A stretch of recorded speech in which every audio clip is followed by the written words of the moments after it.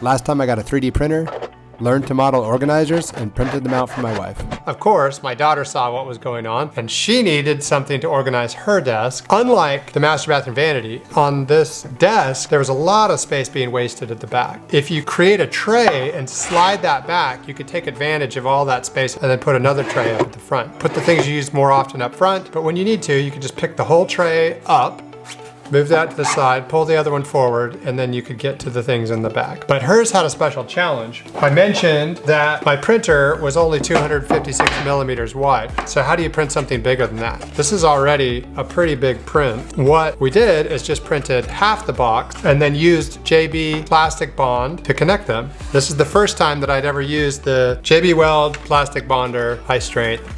It worked great. Mixed up a little bit really quickly, put it on here. I set down some parchment paper below it so that it wouldn't get stuck to my work surface, which worked perfectly. Nothing stuck to the parchment paper whatsoever. Put a couple clamps on and just left it in place.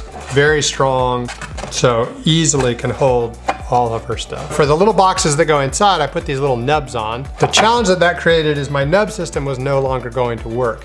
As I reached down and picked up a nub, if I put a tray under there, I wouldn't be able to easily pull that tray up because it would bump into the nub. So what I decided to do was put little handles on the side, and then I put these little indentations into the handle so you could easily put your thumb in.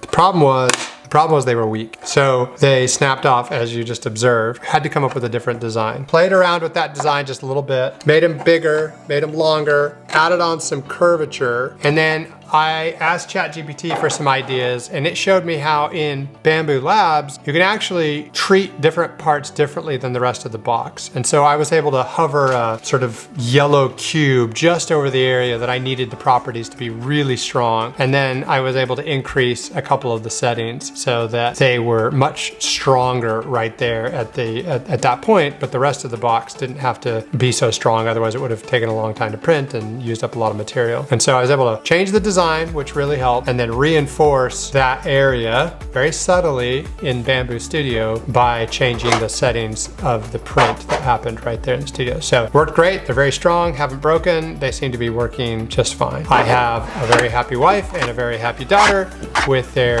organization, and I've really been enjoying the chance to model, to play around with it, develop some skills on some pretty basic stuff. That plastic bonder really came in handy to bond these big parts together. If you'd like to see another video where I use that in a just around the house repair, you can check that out right here, or go to my latest video.